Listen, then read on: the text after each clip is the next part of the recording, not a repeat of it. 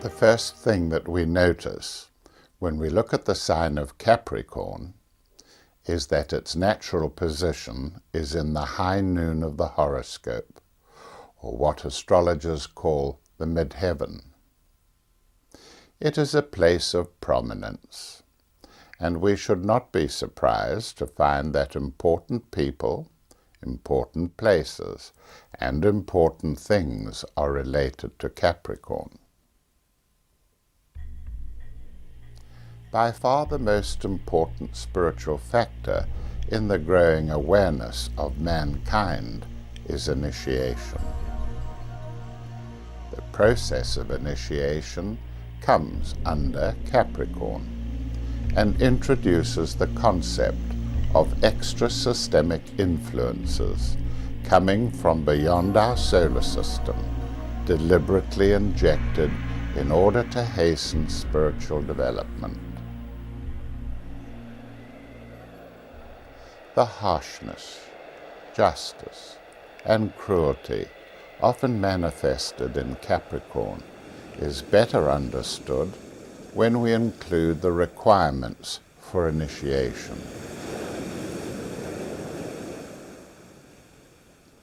The glyph of Capricorn suggests the fisherman and his rod, often on a rock, frequently isolated, and cold-shouldering the world. His success, and the most important thing to him, is the cutting short of the life of the fish he will drag from the icy waters. Capricorn's ruling planet, Saturn, cuts short life in the cruelest circumstances, and brings sorrow, suffering, and the repayment of karma of long standing.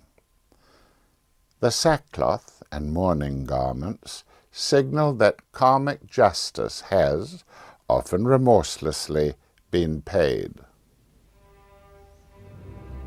Often the famous VIPs are the victims of Saturn's scythe, and then we have organized state funerals with specific ceremonies and funeral music.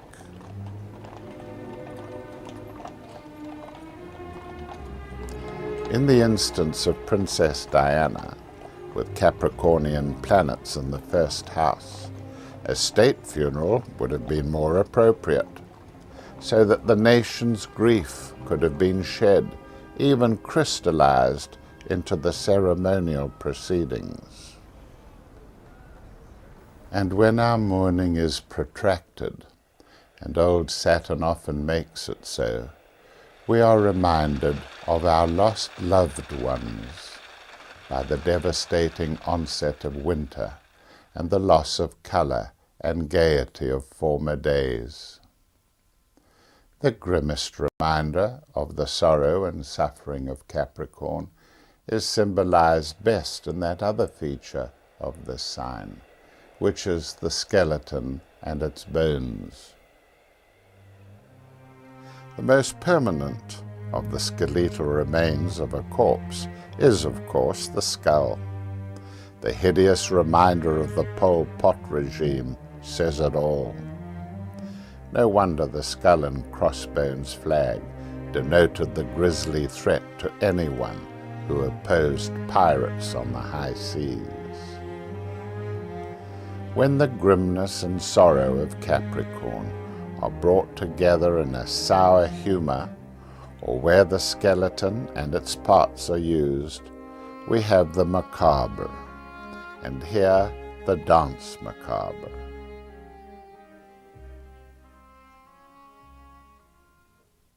Capricorn, being an earth sign, rules many lands and territories. India's shape is decidedly Capricornian, and the Hindus come under the rulership of this sign. Austria has been regarded as Capricornian, and this may well be so.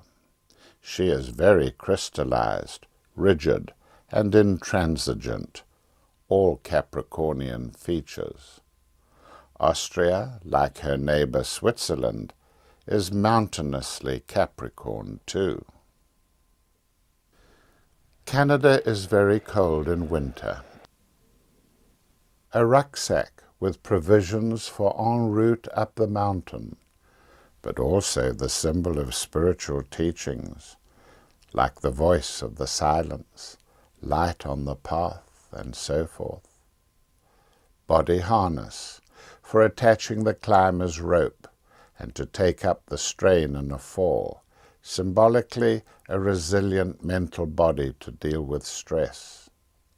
Ice axe, the basic tool on ice and snow. On the mountainside of initiation, the ice pick is the naked truth we should cling to. Shell clothing to keep out water and icy winds, which is the sheltering comfort of faith and goodwill. Leather climbing boots, spiked for icy conditions, symbolically the firm footing of theosophical principles. And of course, the climber's protecting helmet is the initiate's indispensable common sense. In addition, we require the developed muscles of the calves, thighs, and upper limbs, which are the spiritual stamina to overcome obstructions to our ascent towards initiation on the mountaintop. Remember that Capricorn is, of course, the sign of the goat, whose true place is the mountain range, and which is an excellent symbol of the initiate. Another great Capricorn symbol of the initiate is the crocodile, who, like us, learns to live in both worlds. The crocodile was related to the Makaras, and through them to the 10th creative hierarchy and 10th house matters in astrology. It was seen by Egyptians as a sacred creature for its dominance of both land and water on one hand, and as an evil genius of malevolent destruction on the other. The practical gifts of the crocodile included such preference for fresh and clean water that it was used as a certain detector of hygienic water supply, especially appreciated by the temple hierophant. Capricorn enters the time equation when it seems to be associated with old age, and when time drags for anyone, no matter what the age. Time may drag, almost seem to stop, slow the development of cultures, the evolution of species, and the stirring of planets, mummification, the Great Wall of China, and the petrifying of forests. Elsewhere, time may seem to speed up with the writing of an exam, the onset of war, the melting of a glacier. Time seeming to accelerate also concerns Saturn, but now only when it is retrograde in its motion. Capricorn is the sign of the father, and time may be accepted as fathering races, religions, traditions, escutcheons, brand names, coats of arms, and hallowed occasions like Hogmanay and New Year. Some projects seem to take forever, and indeed may occupy more than a lifetime. St. Peter's in Rome took several centuries to build, and emptied the coffers of the devout and the purses of the poor. To some, the passage of a year seems to come and go like an earthly project. Oh, that was the year I wrote my first sonnets, or went for my first audition, or the year we got snowed in, or Pa fell off the bus, or we put the dog down. As a consequence of this factor of time, Capricorn tends to lose direction, like many VIPs certainly do. But when they go astray in the soft plush valleys, like Robert Maxwell, a very important person surely par excellence, who stole from the staff's pension fund, they do it in great leaps. In Maxwell's horoscope, Saturn is retrograde in the sign of Libra in the 4th house. He was a fallen goat, a goat that lost his footing at great height and fell flat on his back.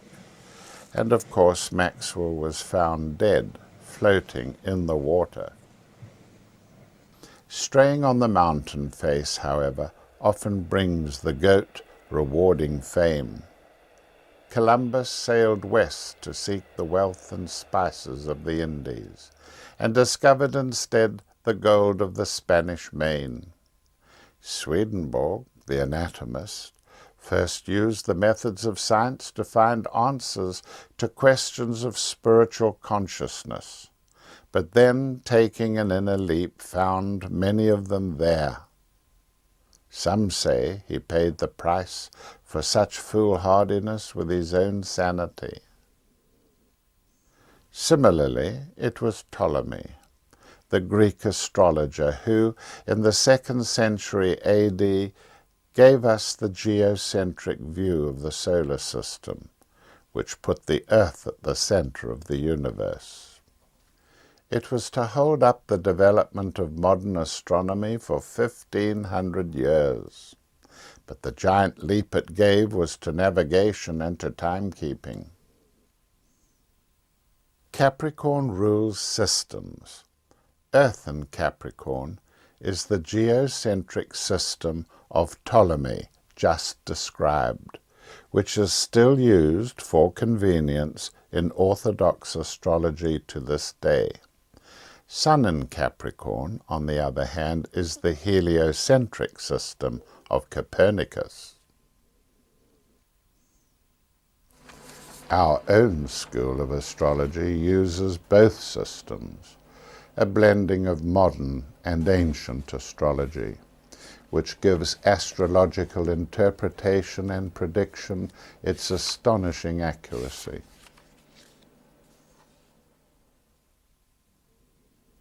The great problems of Capricornian behavior concern time. John Donne, the poet, wrote, "Creatures of an inferior nature are possessed by the present, whereas man should be obsessed by his future." If Capricornians don't break out of their present, they stiffen, freeze, and crystallize where they are, and that is usually in the wasteland of material things. Capricorn, however, becomes easier with age. Experience in Capricorn is like a flywheel to a toy car. Each 30-year cycle of the planet Saturn encompassing the horoscope brings with it the wisdom of experience.